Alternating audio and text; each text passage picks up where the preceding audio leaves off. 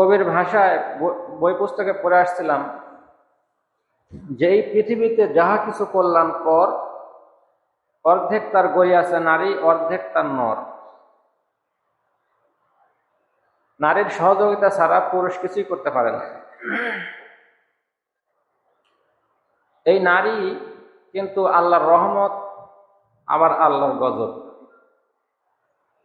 নারীকে যদি বলেন যে সে আল্লাহর রহমত, সেটাও সঠিক, আবার যদি বলেন যে আল্লাহর গজব, ওইটাও সঠিক। কিভাবে? এটাই আজকে আপনাদেরকে বোঝাবো যে নারীরা কিভাবে রহমত আর কিভাবে গজব। নারীদেরকে নিয়ন্ত্রণ করতে হবে কৌশলের মাধ্যমে।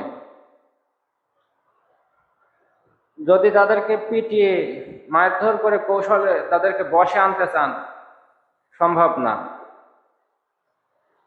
মারতে মারতে যদি তাকে হাসপাতালেও পাঠান, যেটা নেককার নারী না, ফেতনাবাজ নারী, ওই নারী তারপরেও ভালো হবে না।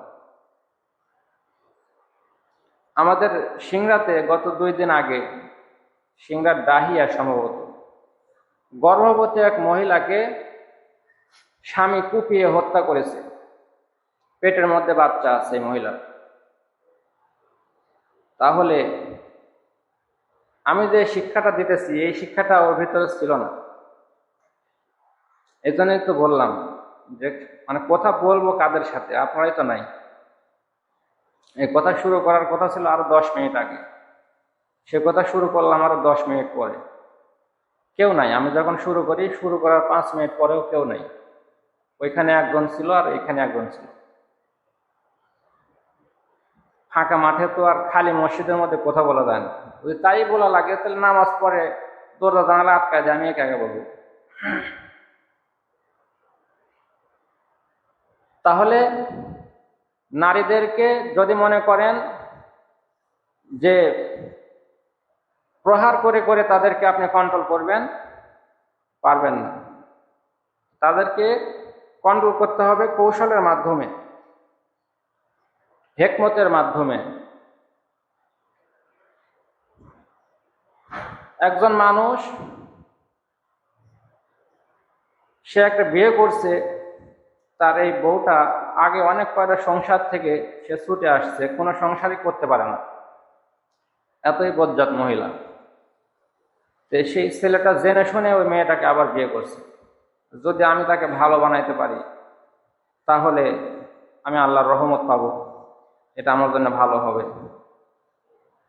এই বজ্জাত মহিলাকে বিয়ে করে যেদিন আনবে, ওই যে একটা প্রবাদ শুনছেন না যে বাসর রাতে বিড়াল মারা লাগে, একটা কথা শুনছেন না?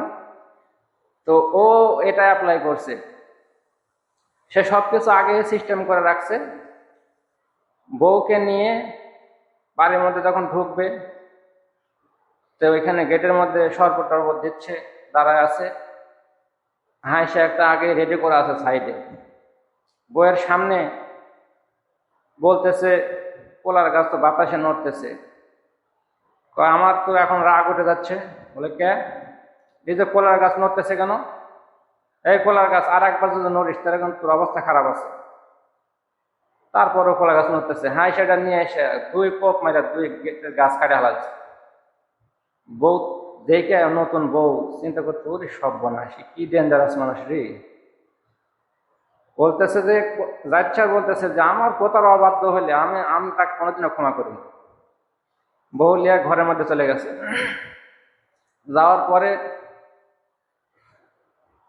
ঘরের ভিতরে আবার ওরকম খাবার নিচে দিয়ে রাখছে, বিড়াল একটা ঢুকা দিছে আগেই। তো বিড়াল মাছ খাওয়া শুরু করছে, এসে মাছের মধ্যে মাছের বাটি। হ্যাঁ, সে ওইখানে একটা রেডি করা আছে। বউ চোখের উপরে বসে আছে, ও বসে আছে, দেখে যে বিড়াল মাছ খাওয়া শুরু করছে। এই বিড়াল, মাছ খাস না, বাইরে হয়ে চলে যা। আমার রাগ উঠে গেলে কিন্তু খবর আছে। বিড়ালকে ওগুলো বাংলা কথা বুঝে? বিড়াল কিছুই বোঝে না। বিড়ালে মনে বিড়াল খাচ্ছে। হ্যাঁ, সে একটা নিয়ে যা, বিড়ালে এক টোপ দিয়ে মেরে ফেলা দিচ্ছে। এই সব দৃশ্য দেখে ওই বজ্জাত মহিলা ভালো হয়ে গেছে যে এর সাথে আমার তাবালিং করা যাবে না, এ যেভাবে বলে আমার সেভাবে চলা লাগবে।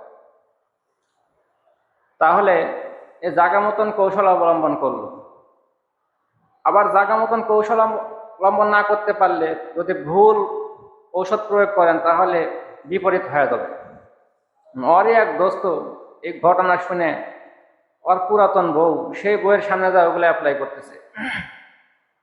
বউ রান্না করতেছে, 5 বছর আগে বিয়ে হয়েছে, তার সামনে যায় চুলার পাড়ের সামনে কলার গাছ। হ্যাঁ, সেই রাগ দেখায় মনে করেন বউয়ের সামনে যায় গ্যাস ম্যাচ করে 4-5টা কলার গাছ কাটা লাগছে। এর তো নতুন বউ না, ও তো স্বামীকে আগের থেকে চিনে। বলতেছে আর মাথা আবার কোন ভূত চললো। বউ চোলাপাল থেকে মনে মনে বলতেছে যে আর মাথা আবার কোন ভূত চললো, কার কাছ থেকে কি শুনে এসে কি করতেছে। বউয়েরও রাগ উঠে যাচ্ছে।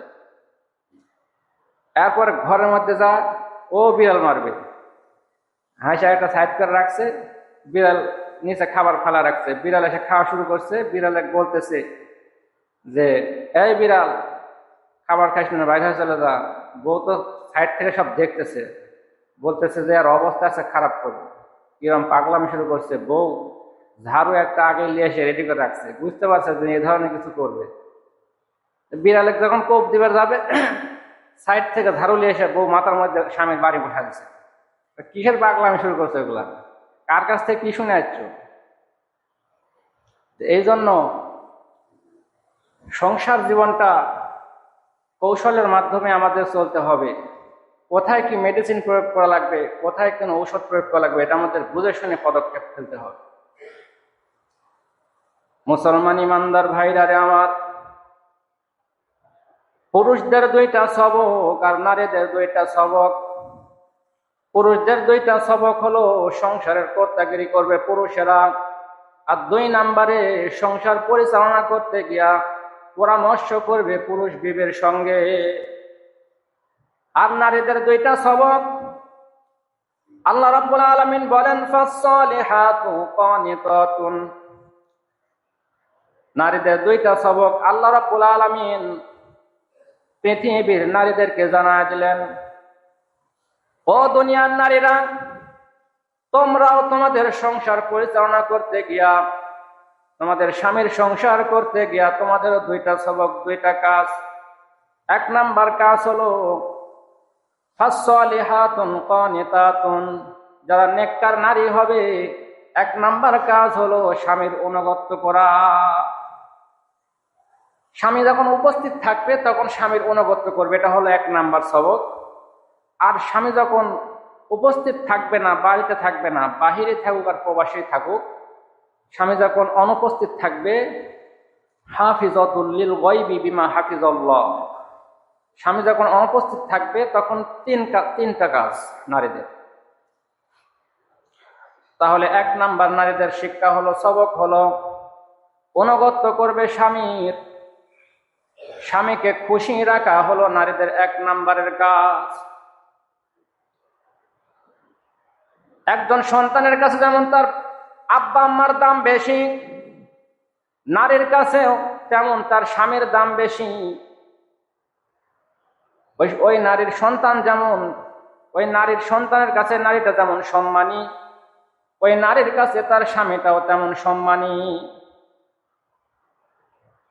নারীকে যদি তার স্বামী গুরুত্ব সহকারে ডাক দেয়, এমনও মাসালা আছে, গুরুত্ব সহকারে যদি ডাক দেয়, ওই নারী যদি নফল নামাজও পড়ে, তাহলে নফল নামাজ ছেড়ে দিয়ে স্বামীর সামনে এসে হাজির হওয়া লাগবে। নফল একটা আমল করতেছে, নামাজ পড়তেছে অথবা যে কোনো একটা নফল আমল করতেছে, স্বামী যদি গুরুত্ব সহকারে এসে ডাক দেয়, সে এসে স্বামীর সামনে হাজির হতে বাধ্য। নারী সবসময় স্বামীকে খুশি রাখার চেষ্টা করবে উপস্থিত অবস্থায়। স্বামীর সন্তুষ্টি নারীর জন্য উপকারী, আর স্বামীর অসন্তুষ্টি নারীর জন্য অকল্যাণ। কোন রাত্রে যদি স্বামী স্ত্রীকে কাছে ডাকে আর স্ত্রী যদি স্বামীর কাছে না আসে, অথবা স্বামীর উপরে রাগারাগি করে স্ত্রী যদি স্বামীকে কষ্ট দিয়ে যদি আর একদিকে ফিরে ঘুমায়, হাদিস শরীফের মধ্যে আসতে সারা রাত ওই নারীর জন্য ফেরেশতারা অভিশাপ করতে থাকে। তাহলে একজন নারীর কাছে একজন স্বামীর কত দাম। নারীর কাছে স্বামীর দাম, আবার স্বামীর কাছে স্ত্রীর দাম। স্বামী যদি আল্লাহর দরবারে হাত তুলে দোয়া করে, আল্লাহ আমার স্ত্রীর আচার আচরণে আমি বড় খুশি, আমার স্ত্রীর আচার আচরণে আমি বড় খুশি, তুমি আমার স্ত্রীকে মাফ করিয়া দাও। আল্লাহর হাবিব বলেন, ওই নারীকে আল্লাহ পাক জান্নাতি বলে ঘোষণা করেন। সুবহানাল্লাহ। আবার নারীও যদি, স্ত্রীও যদি স্বামীর জন্য দোয়া করে, আল্লাহর কাছে যদি দোয়া করে আমার স্বামীকে তুমি জান্নাত দাও, তাহলে ওই স্ত্রীর দোয়াও স্বামীর জন্য কবুল হয়ে যায়। আব্বা আম্মার দোয়া যেমন সন্তানের জন্য কবুল হয়ে যায়, ঠিক তেমনি একজন স্বামীর দোয়া বিবির জন্য কবুল হয়, আর বিবির দোয়া স্বামীর জন্য কবুল হয়। কথা বুঝলেন?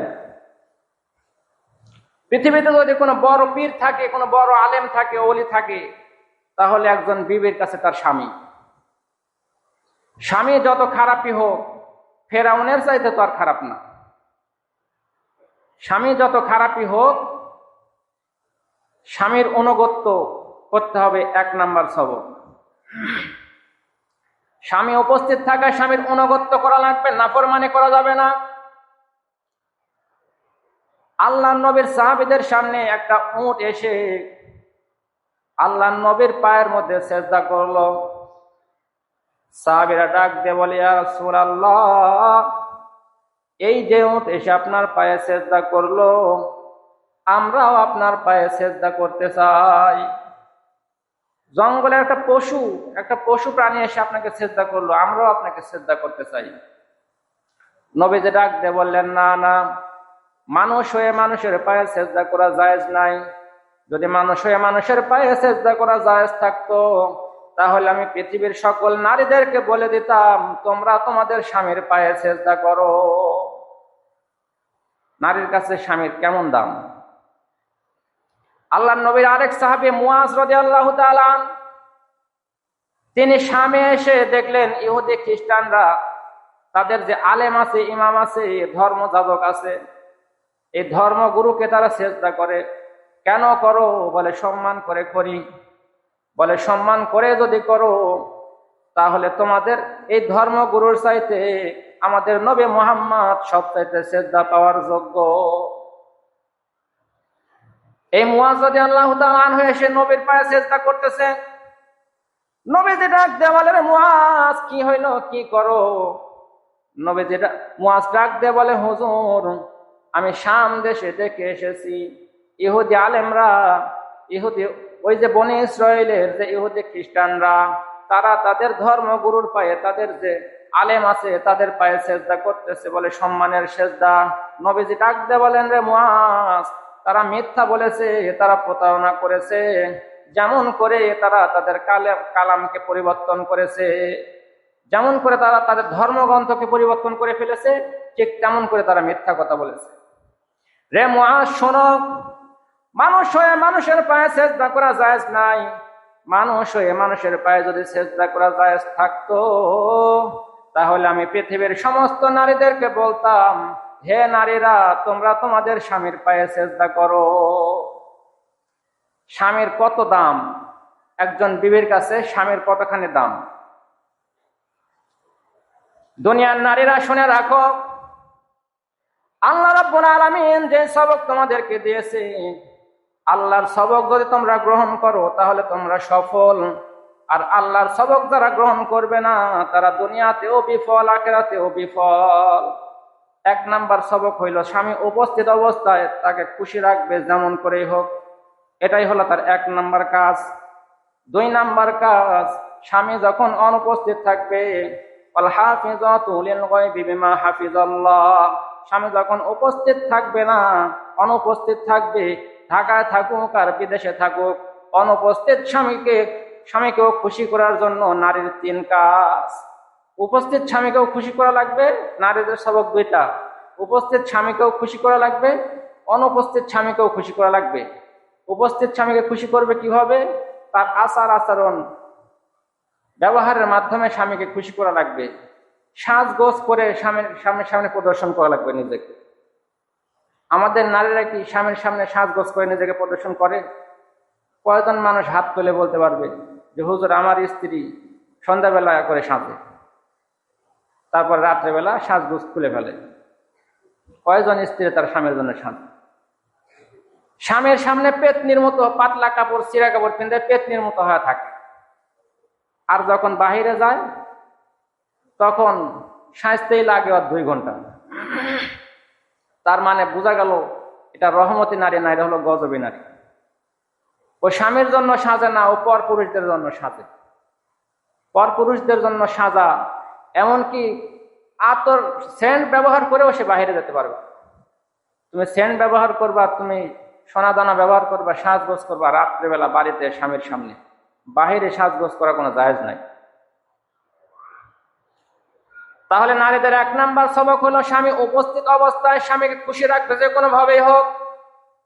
আর 2 নাম্বার সবক হইল নারীদের স্বামী যখন উপস্থিত থাকবে না 3 কাজের মাধ্যমে স্বামীকে সন্তুষ্ট করবে। 1 নাম্বার কাজ হইল স্বামীর সম্পদকে হেফাজত করবে, 2 নাম্বার কাজ হইল স্বামীর সন্তানদের হেফাজত করবে, আর 3 নাম্বার আমল হইল, কথা বলেন না, 3 নাম্বার আমল হইল তার ইজ্জতকে হেফাজত করবে। 3 কাজের মাধ্যমে স্বামী যখন অনুপস্থিত থাকবে, 3 কাজের মাধ্যমে স্বামীকে খুশি করবে। স্বামীর সম্পদকে হেফাজত করবে। স্বামী যখন বাইরের থেকে ঘুরে আসবে, এসে যখন দেখবে টাকা তো আরো কম থাকার কথা, টাকা এত বেশি কেন? স্ত্রী যদি ডাক দেয়া বলে, স্বামী গো তুমি বাড়িতে নাই, আমার মনে যা চাইছে আমি তা খাই নাই, আমার মনে যা চাইছে আমি তা পড়ি নাই, আমি চিন্তা করেছি এই টাকার জন্য আমার স্বামী আজকে আমার কাছে নাই, এই টাকার কারণে আমার স্বামী আজকে আমার থেকে দূরে পড়ে আছে, সুতরাং এই টাকা আমি খরচ করব না, আমি কম কম করে টাকা খরচ করে আজকে টাকা জমায় রাখছি। এখন বলেন তো দেখি স্বামী খুশি হবে না বেজার হবে? 1 নাম্বার কাজ হলো অনুপস্থিত স্বামীর জন্য 1 নাম্বার কাজ হলো তার সম্পদ হেফাজত করবে। 2 নাম্বার কাজ হলো ওই স্ত্রী তার সন্তানদেরকে হেফাজত করবে। স্বামী বাহিরের থেকে, বিদেশ থেকে এসে আর ঢাকা থেকে এসে হোক, যদি দেখে সন্তানটা ভালো লেখাপড়া শিখেছে, সন্তানটা শরীরের অবস্থা ভালো, ডাক দিয়ে বলে বিবি রে তোমার শরীরের অবস্থা তো ভালো না, সন্তানের শরীরের অবস্থা তো ভালো, লেখাপড়া তো ভালোই শিখছে। তার মানে সে বুঝলো যে আমি থাকলেও যা হয়তো, আমি না থেকেও আমার বিবি তাই করছে, সন্তান লেখাপড়া শিখতেছে, সন্তান আদব কায়দাওয়ালা হয়েছে, সন্তানের শরীর স্বাস্থ্য ভালো আছে। এখন বলেন দেখি স্বামী খুশি হবে না বেজার হবে? নারীদের অনুপস্থিত স্বামীর জন্য নারীদের 3টা কাজ। 1 নাম্বারে স্বামীর সম্পদ হেফাজত করবে, 2 নাম্বারে স্বামীর সন্তান হেফাজত করবে, আর 3 নাম্বারে স্বামীর ওই নারীর ইজ্জত হেফাজত করবে। তোমার স্বামী বাহিরে আছে, তুমি নিজেকে ওইভাবে রাখো যেন তোমাকে কেউ কিছু না বলতে পারে। তুমি একজন প্রবাসীর বউ, তুমি বাহিরে বাহিরে ঘুরতে পারো না, তুমি পরপুরুষের সঙ্গে গল্প করতে পারো না। স্বামী যখন বাহিরের থেকে আসবে, বাহিরের থেকে শুনে এসে যখন শুনবে, মানুষের কাছে শুনবে ওই যে তোমার স্ত্রীকে রেখে গেছো বাড়িতে, আজ পর্যন্ত তোমার স্ত্রী এই উঠানের বাহিরে কদম বাড়ায় নাই। বলেন তো দেখি স্ত্রী যদি এমন হয় তাহলে স্বামী খুশি হবে না বেজার হবে? তাহলে নারীর হলো 2 সবক, উপস্থিত স্বামীকেও খুশি করা লাগবে, অনুপস্থিত স্বামীকেও 3 কাজের মাধ্যমে খুশি করা লাগবে। সামনে কথা আরো অনেক ছিল, বললে পরে সময় দীর্ঘ হয়ে যাবে, আপনাদের বিরক্ত লাগবে। দয়া করে একটু আগে আসেন, আপনাদের জন্য আমি কিছু মেসেজ রাখি, কিছু শিক্ষা রাখি, এগুলো আপনাদেরই কল্যাণের জন্য। আমি যতটুকু জানি আমি তো আমল করে চলতেছি, আপনারা না করলে আমার তো কোনো অসুবিধা নাই, কিন্তু আপনাদেরকে নিয়ে আমি চিন্তা ফিকির করি।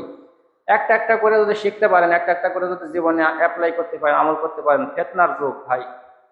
একটু আগে আগে আসবেন। আমি আজকে 10 মিনিট পরে কথা শুরু করছি ইচ্ছা করে, এখানে বসেছিলাম। মানুষ না থাকলে ফাঁকা ময়দানে কথা বলা যায়? 10 মিনিট পরে কথা শুরু করছি, এই কারণে কথা এখন অর্ধেকই শেষ করতে পারিনি, চেয়েছিলাম যে কথা পুরোপুরি শেষ করে দেবো। তো যাই হোক, এতটুকু সময়